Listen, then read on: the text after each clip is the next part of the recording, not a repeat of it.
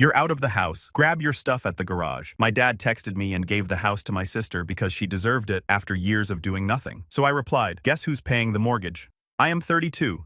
I work as a regional manager for a distribution company. Boring job, decent pay, nothing special. Live with my parents and have for a while now. Yeah, I know how that sounds, but it made sense at the time. Got a girlfriend, Vanessa, who works at a dental office. Been together about a year and a half. My parents do not really like her much, but whatever.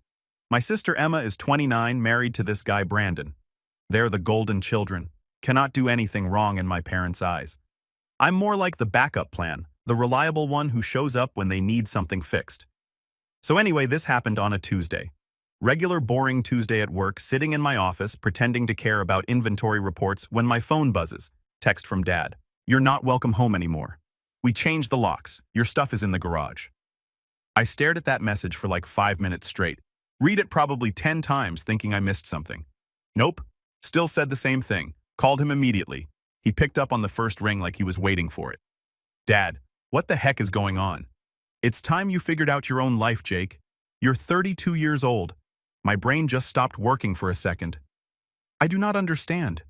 What did I do? Your mother and I have discussed this. Emma needs the space more than you do. Emma. My sister, of course. Can we at least talk about this in person? There's nothing to talk about. We've made our decision.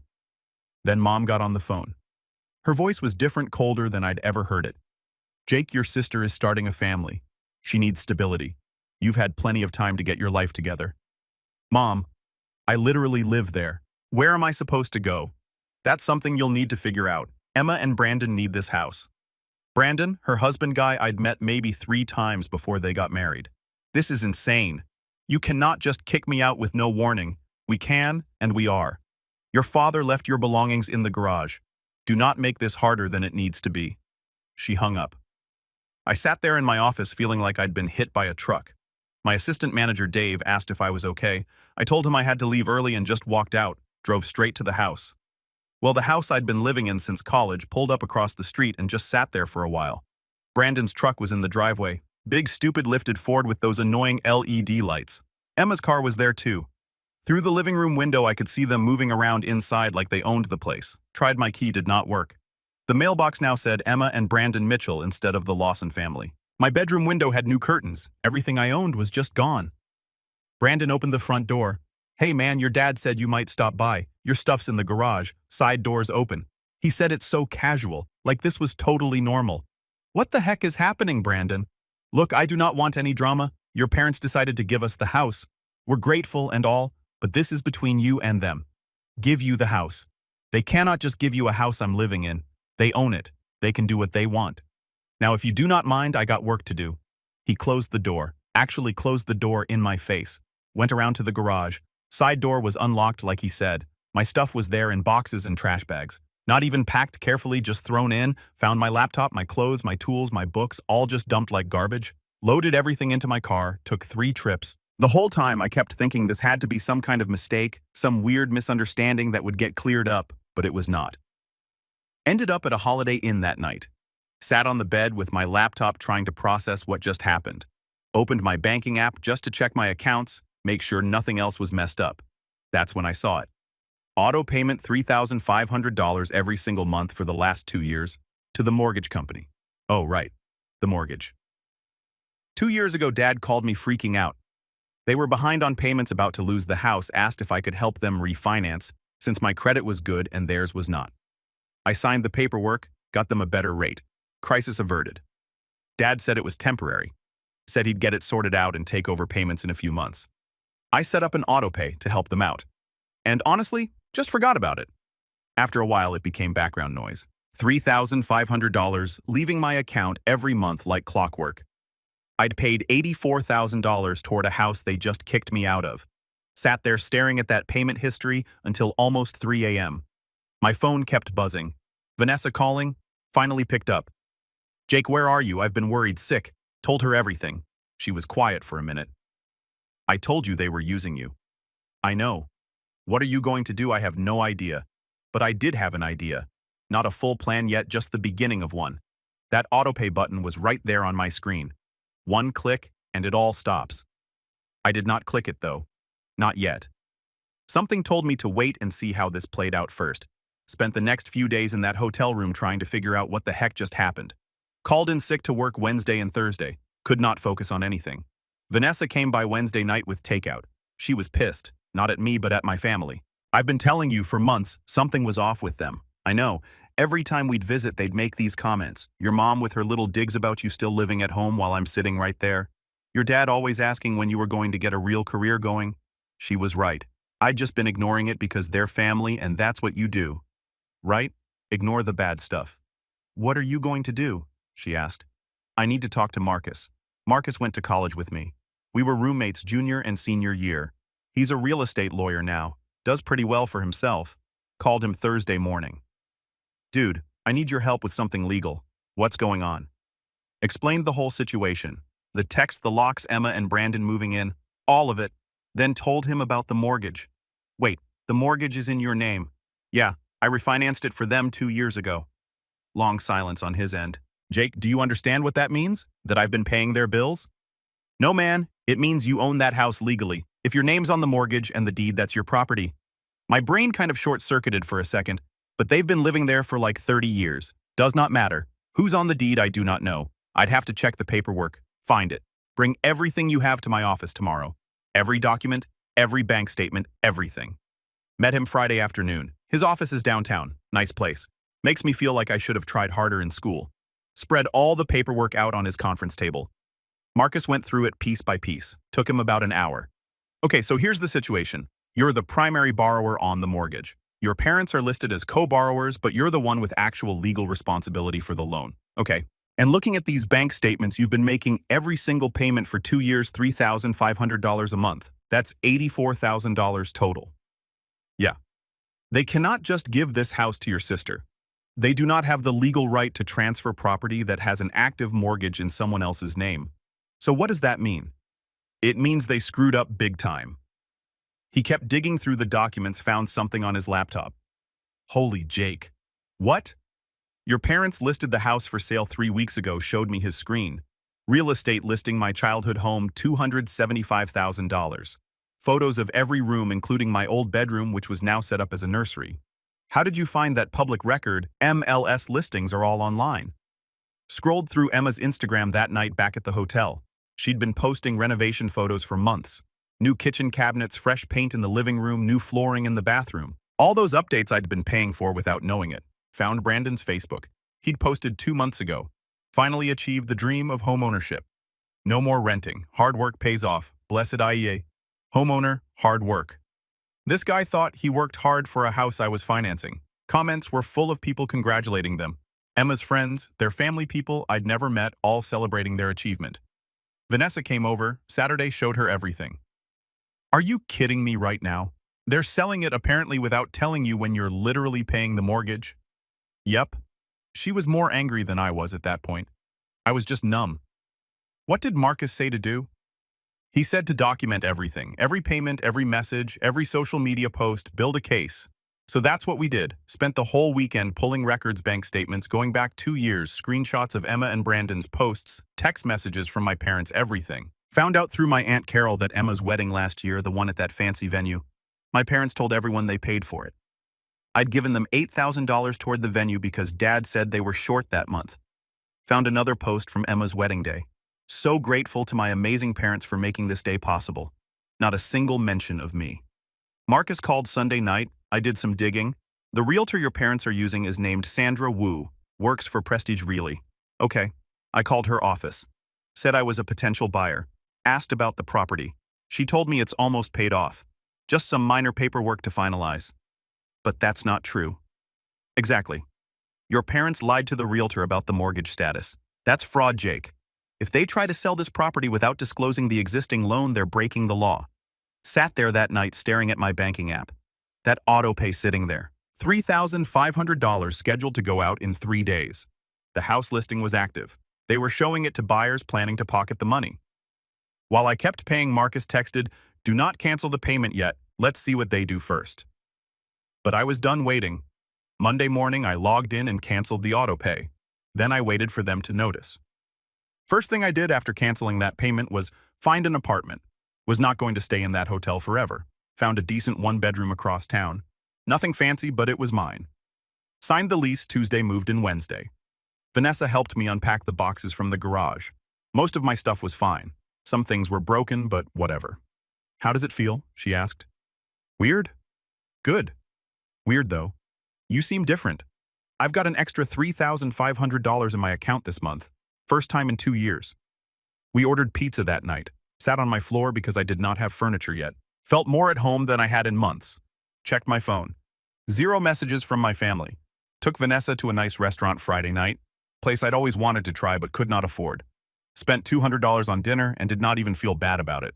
My phone was sitting on the table. Still nothing from them. Brandon posted on Saturday. Photo of him in the backyard grilling. Caption, Saturday vibes at the new place. My grill. He was using my grill that I'd left in the garage. The one I bought 3 years ago. Screenshotted it, added it to the folder Marcus told me to keep. Emma posted Sunday. Picture of paint swatches. Cannot decide on nursery colors. Help. Nobody asked where the nursery was or how they could afford a whole house. Everyone just treating it like they'd earned it somehow. Second week they started calling. Mom left sweet voicemails. Dad sent tense texts. Emma asking if I'd heard from them. I ignored all of it. Third week is when the panic started showing. Monday 3 missed calls from Mom. No voicemails. Tuesday 2 missed calls from Dad.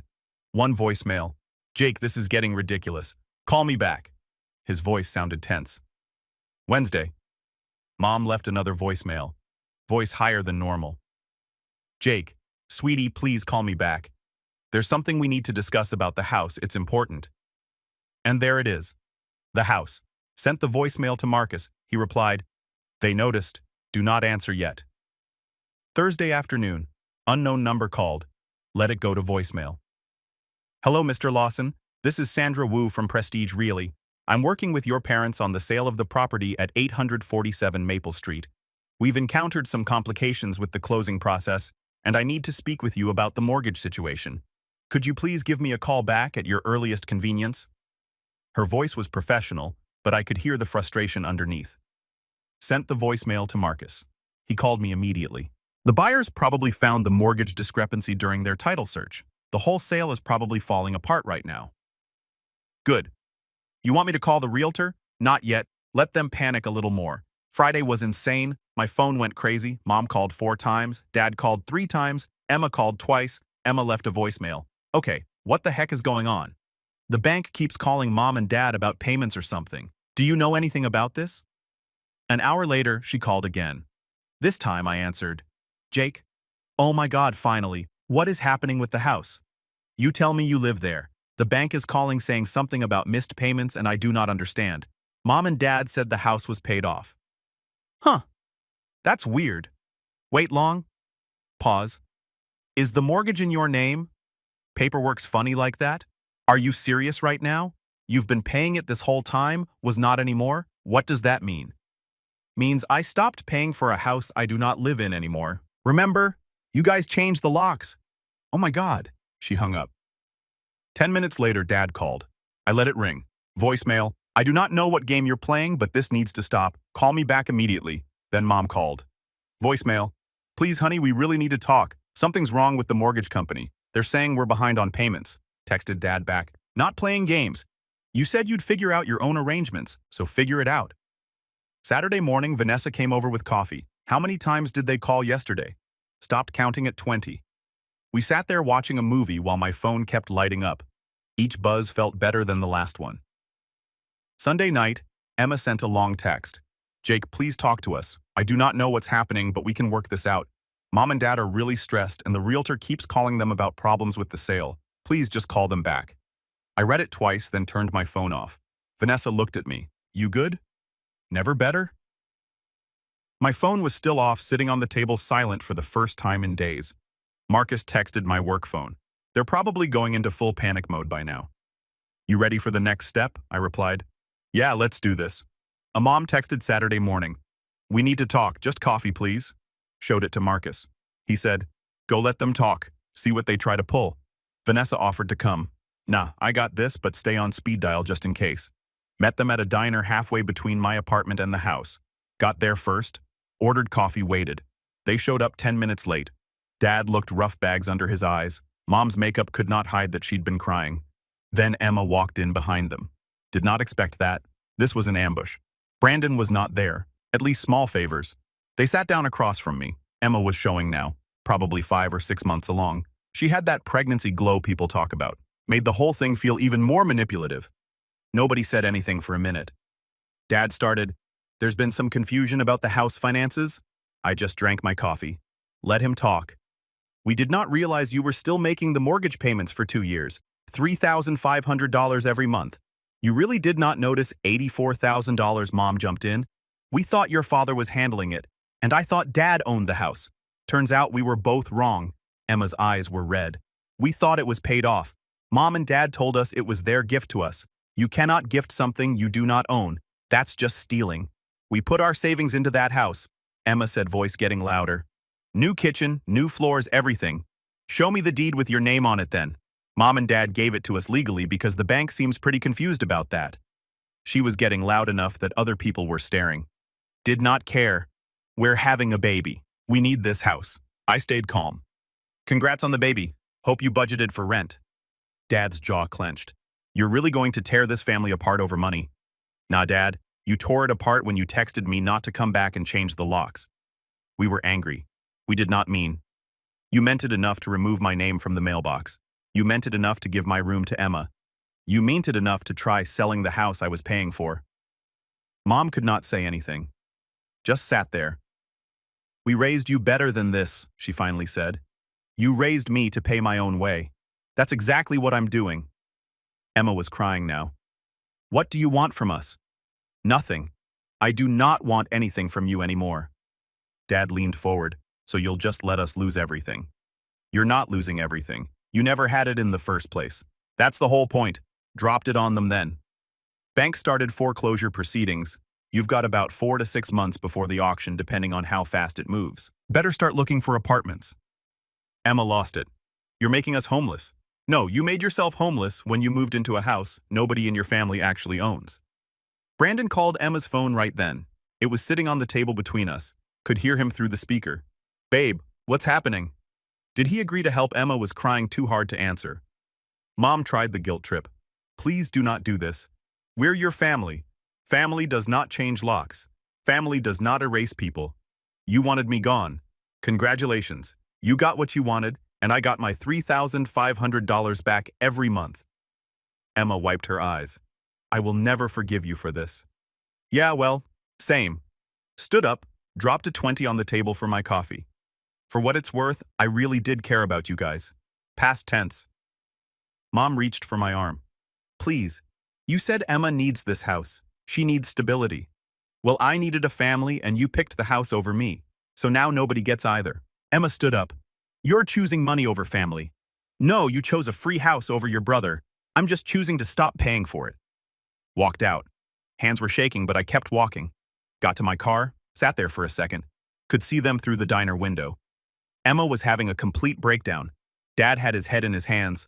Mom was on her phone, probably calling other family members to complain about me. Texted Vanessa. "It's done. They know everything now." She replied immediately. "How do you feel?" "Pretty good."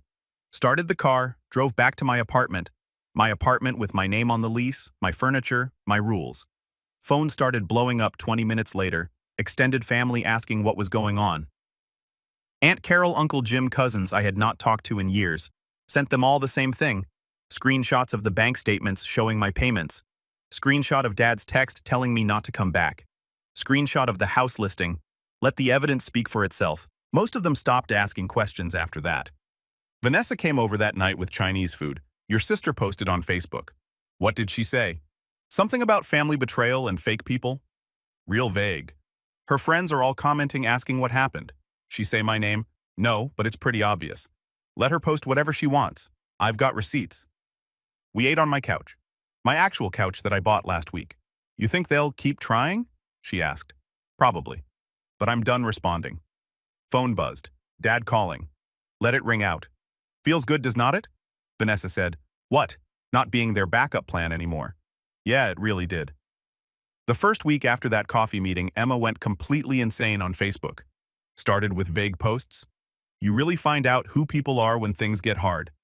Then blood does not mean anything to some people. Her friends were all commenting, "You okay, girl? What happened? DM me if you need to talk." She never explained, just kept posting cryptic garbage every day. Extended family started calling. I sent them the bank statements and the text from Dad. One by one, they figured out the real story. The ones who just believed Emma I did not bother with. Thursday. Emma showed up at my apartment screaming in the hallway. Vanessa called me at work. Building security had to remove her. Got home to Vanessa filling out an incident report. Your sister's completely unhinged. Yeah, I'm starting to see that. Dad called wanting to buy the house. I quoted him full value. He said they could not afford it and wanted some equity. I laughed. Mom got on crying about Dad's blood pressure, told her he would not have mortgage payments to stress about soon. Hung up. Emma posted a long rant on Facebook naming me directly. Made it sound like I randomly screwed them over. Family who knew the truth called her out in the comments. She deleted it within 2 hours and blocked half the family. Months went by. Foreclosure paperwork kept moving forward. Marcus handled most of it, kept me updated on timelines and court dates. Friday, I got a cease and desist from some fake lawyer Brandon and Emma hired. Template website garbage. Marcus laughed. Sent back a real legal letter mentioning mortgage fraud and potential criminal charges. That shut them up for 2 weeks. Mom started texting old photos. Me and Emma as kids, family holidays. Vanessa pointed out none were recent. All from 10 years ago. They've been erasing you for a while, she said. You just did not see it. Blocked their numbers that night.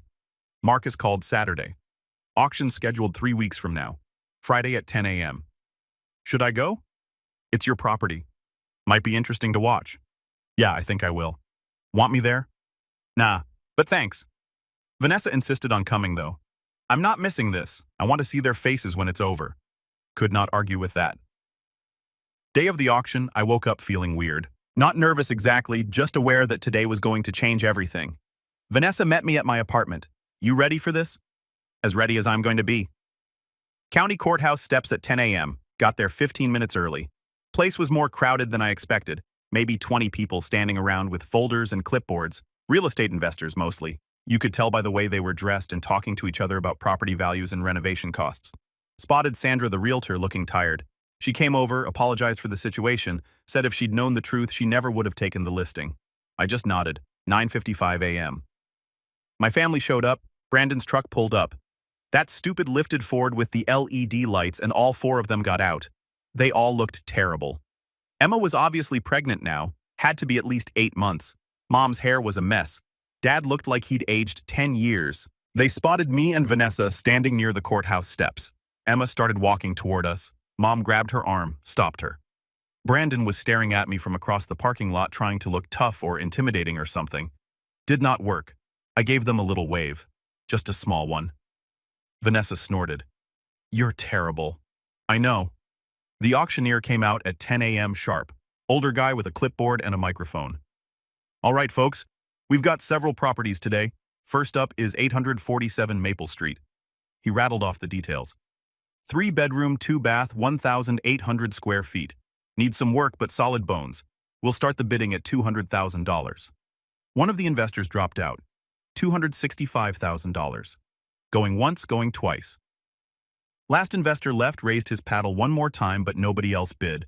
Sold for $265,000 to bidder number 47. Gavel came down. That was it. 20 minutes, and it was over. Years of family drama ended by some guy with a paddle and a bored voice. Emma literally collapsed onto one of the benches. Not like fainting, just her legs gave out. Brandon was yelling at the auctioneer about something. No idea what, like the guy was going to reverse the auction because Brandon was upset. Mom and Dad just stood there looking completely defeated. Dad saw me watching, started walking over. Vanessa tensed up. Want me to? Nah, let him come. He stopped about 3 feet away. You happy now? Happy is not the word, but I'm not unhappy. Your sister's about to have a baby. 8 months pregnant and now she's got nowhere to go. She's been pregnant for a while, had plenty of time to figure out housing. This is who you've become, this cold. You sent me a text saying, do not come back and change the locks. You taught me how to be cold, Dad. Mom walked up behind him. We're going to lose everything because of you. No, you already lost it. This just made it official. Emma stumbled over makeup running down her face. I hate you. Do you hear me? I hate you. I did not say anything. We're homeless because of you. Homeless. You're homeless because you moved into a house that nobody in your family owned or paid for. That's called bad planning. Brandon stepped up, got in my face. Watch how you talk to her. Vanessa moved between us fast. Or what, Brandon? You going to assault him right here with all these witnesses and that courthouse camera pointed at us? She gestured at the security camera above the entrance. Brandon backed off. Emma's voice went quiet. Scary. Quiet. You know I'm having a girl, right? Your niece, your family. I looked at her for a second. Hope you teach her better than you learned. Do not take things that are not yours. Even Mom looked shocked. Dad's mouth actually fell open. Come on, I said to Vanessa. We're done here. Started walking to the car. Emma was screaming behind us. You're dead to me. Dead. Do you hear me?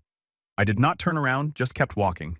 Got to the car, and my hands were shaking when I tried to get the key in the ignition.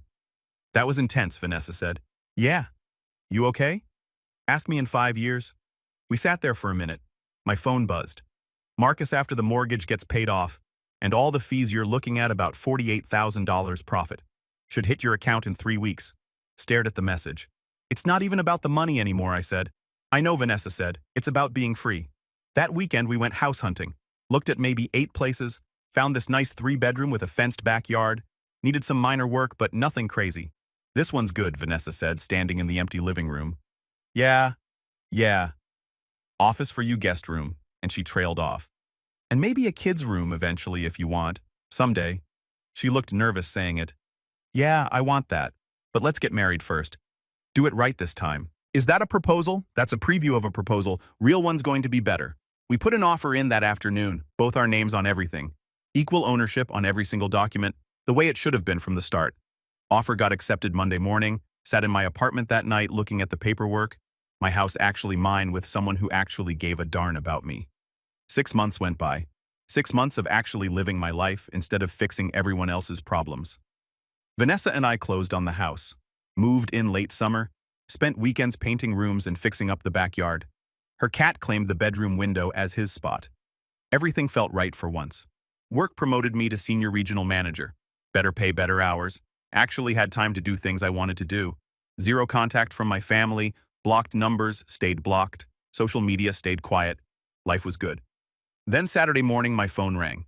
Unknown number. Almost let it go to voicemail. Something made me answer. Jake, it's Emma. Her voice sounded different. Tired, defeated. What do you want? Please, do not hang up. I need to talk to you in person. Please. Every instinct said no, but I was curious. Where? That diner on 5th Street, the one near the old mall.